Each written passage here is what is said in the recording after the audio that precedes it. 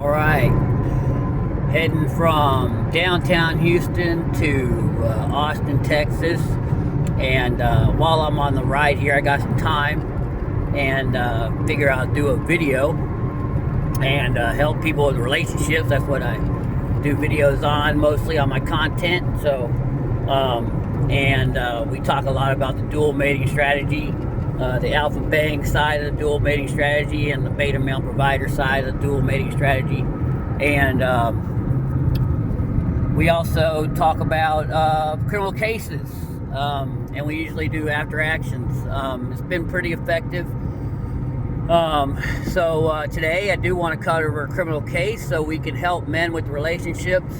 And if we help men with relationships, we can help women with relationships, because that's what men want to have relationships with, women. So anyway, today the criminal case I want to cover is the Jennifer Nibby case.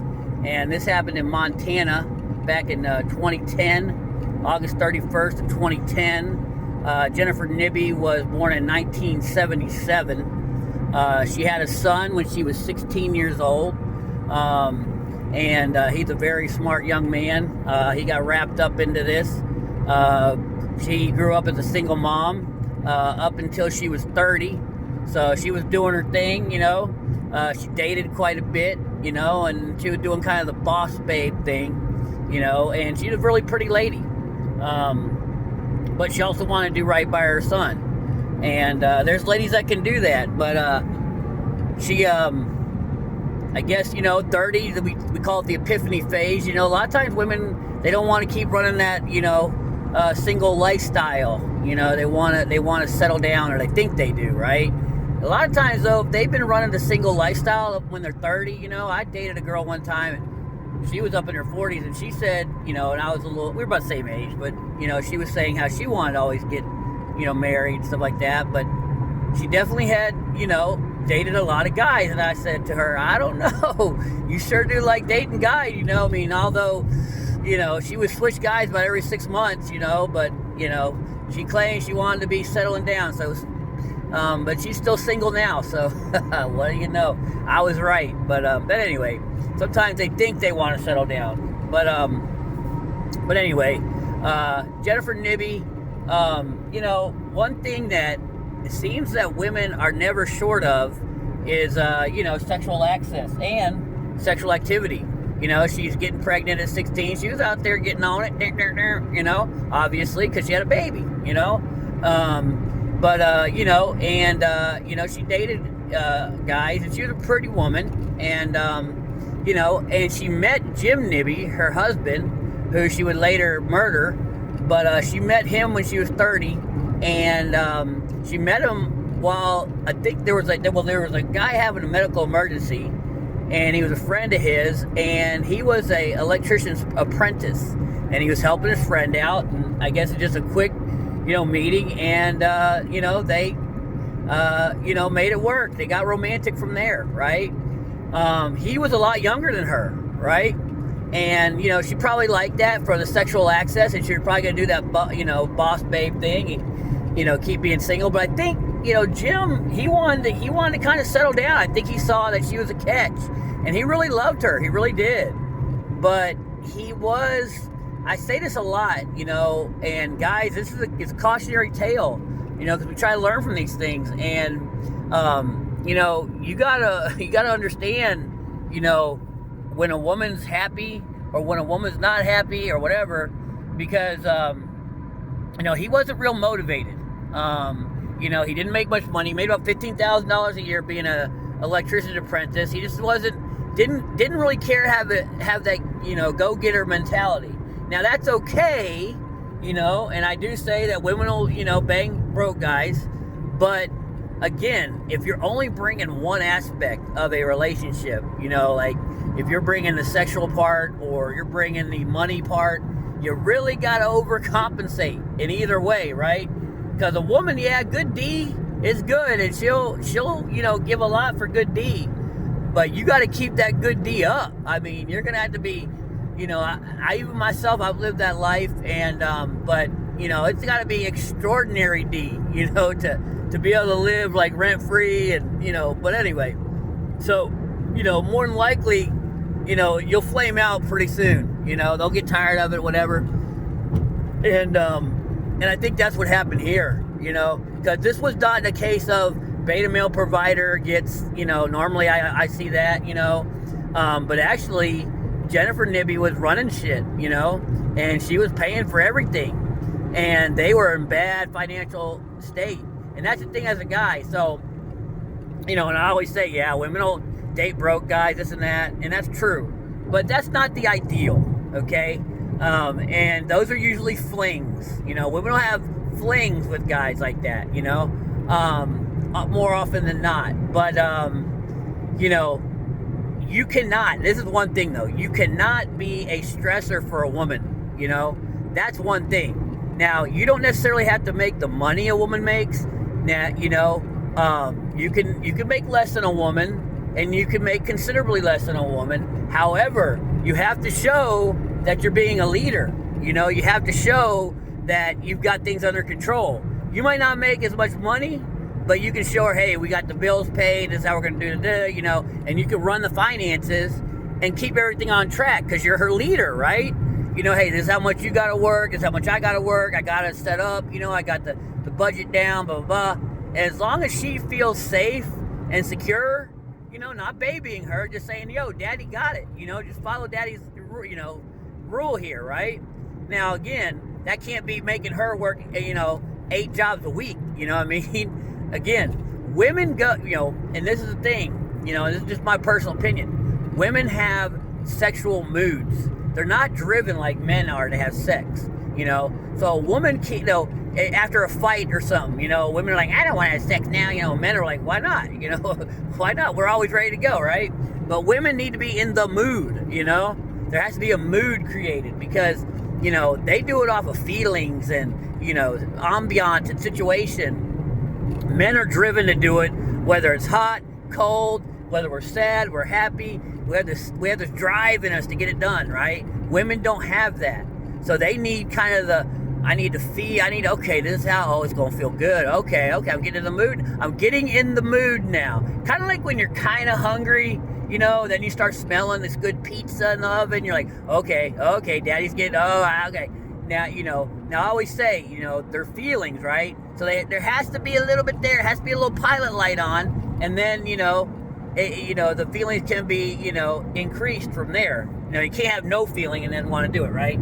But anyway, so, but yeah, I think that in this case, Jim Nibby didn't realize that he was causing way too much stress for his wife, And when that happened, I don't think he realized, and I know he didn't realize that the stress he was causing, she wasn't able to take it, She started getting addicted to prescription pain pills, Tramadol.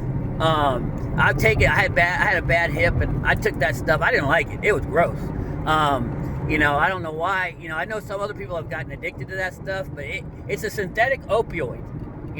So I don't know. It was not good to me.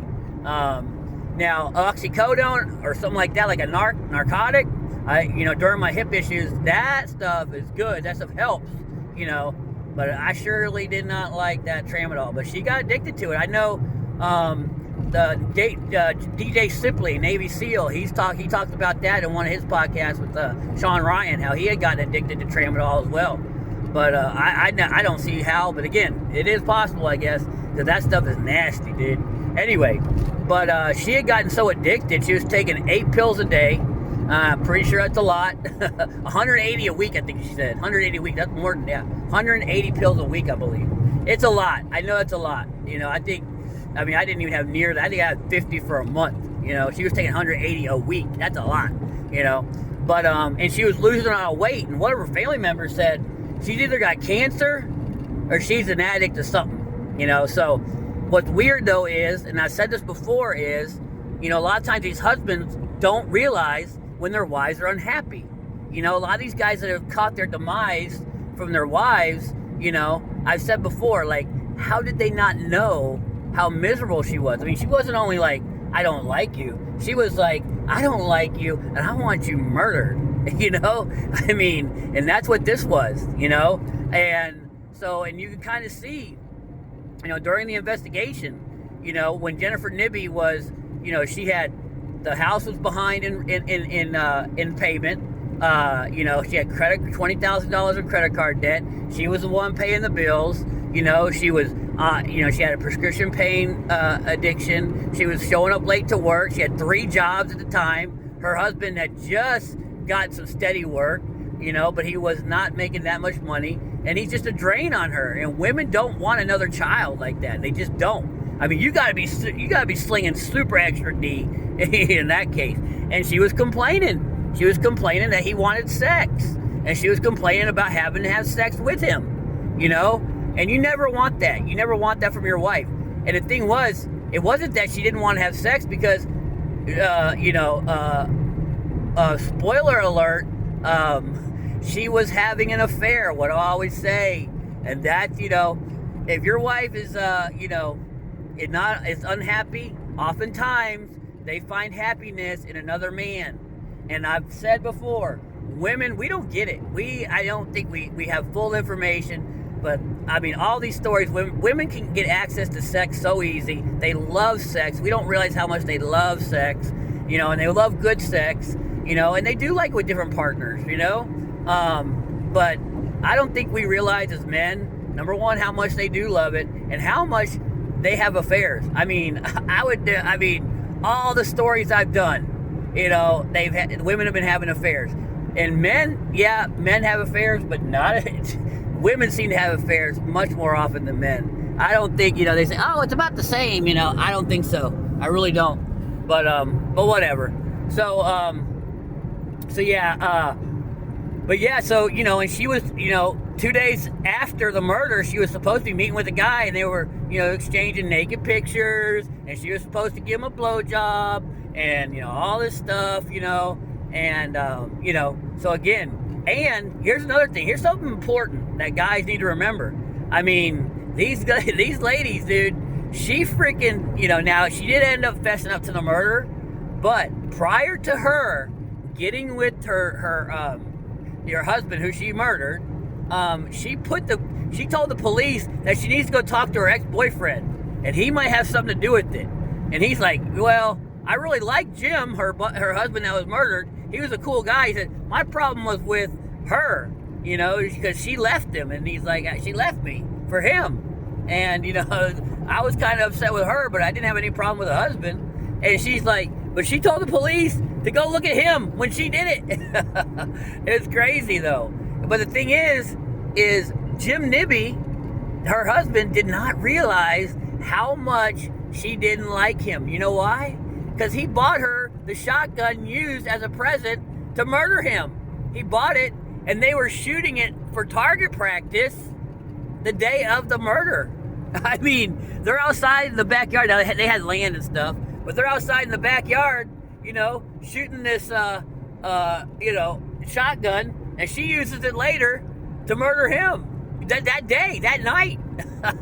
I'm like, you know, but obviously you don't realize, you know, and I think she was making excuses not to have sex. I mean, anytime the sex, you know, slows up and, you know, supposedly he wanted, you know, BDSM type sex, but obviously it ain't about the sex because she's having these, you know, real passionate, intense sexting text messages with another dude. She was having an affair with another dude for 2 months prior to this guy's murder. And that's another thing we always see with these cases.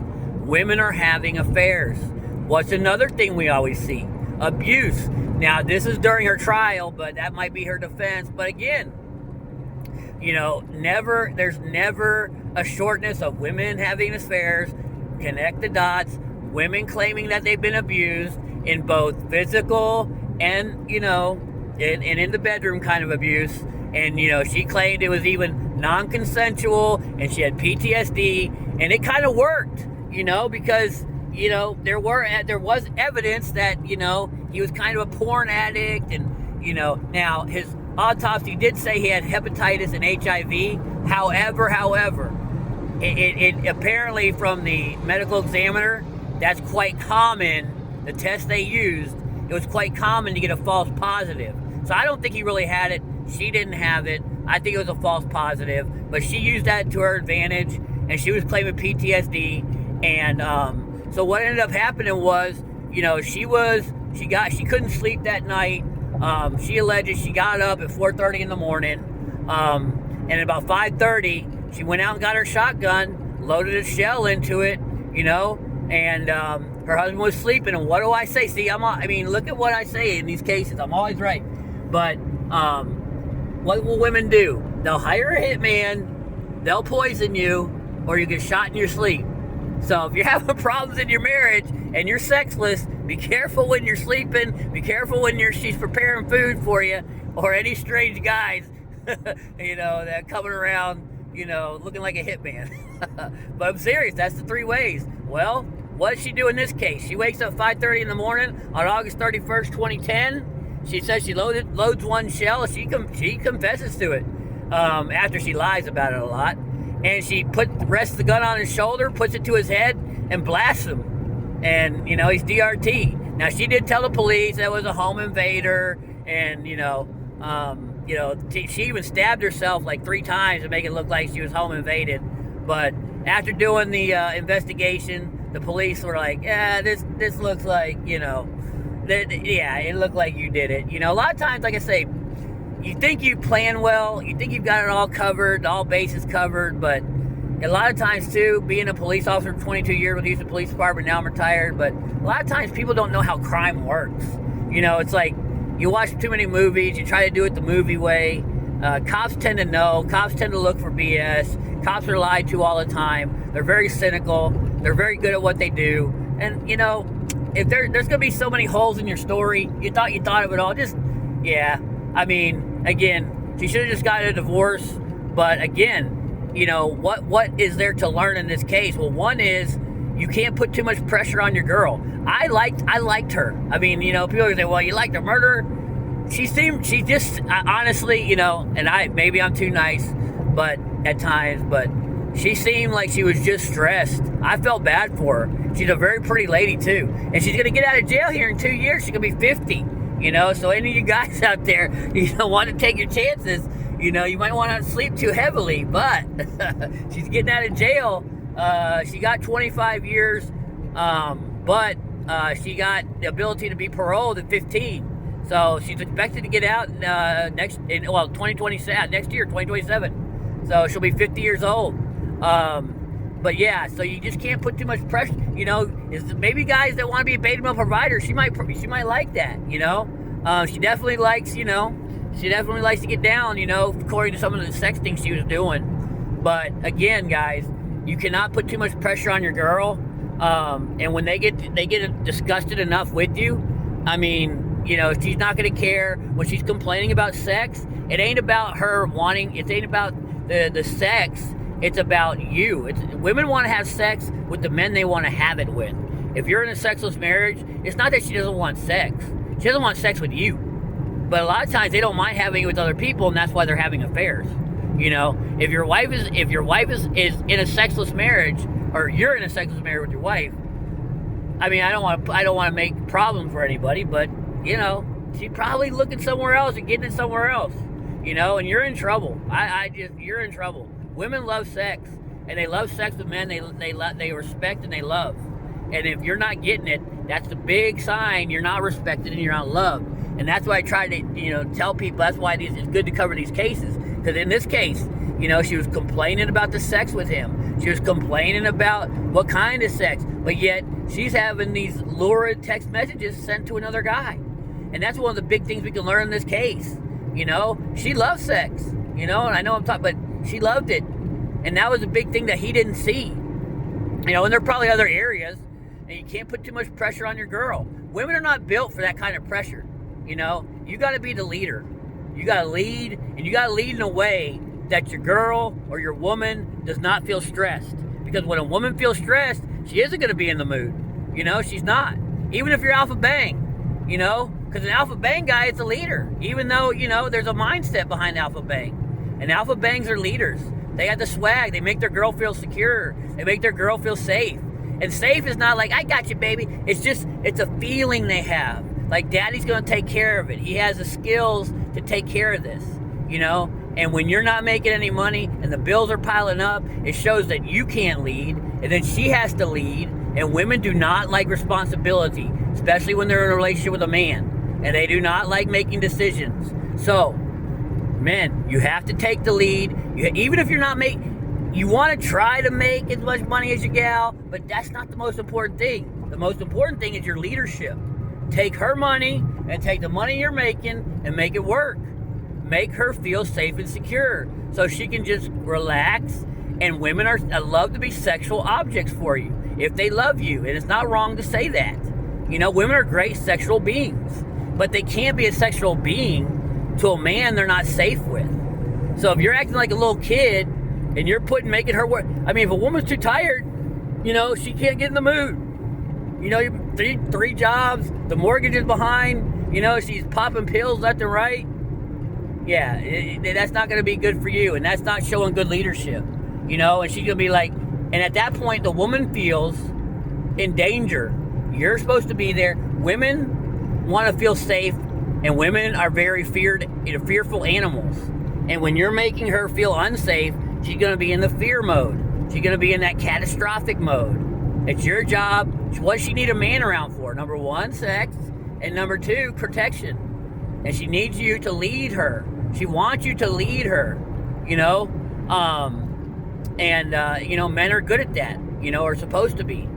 But in essence, Jim was, for whatever reason, and they said, and she even said to the police, he's a good guy. He's a good guy. Again, guys, sexuality's not a moral game. You know what I mean? It's not something that, you get good guy points or whatever. Yeah, there's a lot of good guys that have met their demise. Women want a guy that's, decisive, that is skilled, that is emotionally controlled, that is strong, that is courageous, that can be respected among other men, that has value, that is, physically strong, that can do violence on others, makes her feel safe all around. That's a man. That's what you got to be. Being a good guy, nah, she don't care about that. She might like it, but there's difference in what I like and what I need. You know what I mean? And women operate on what they need.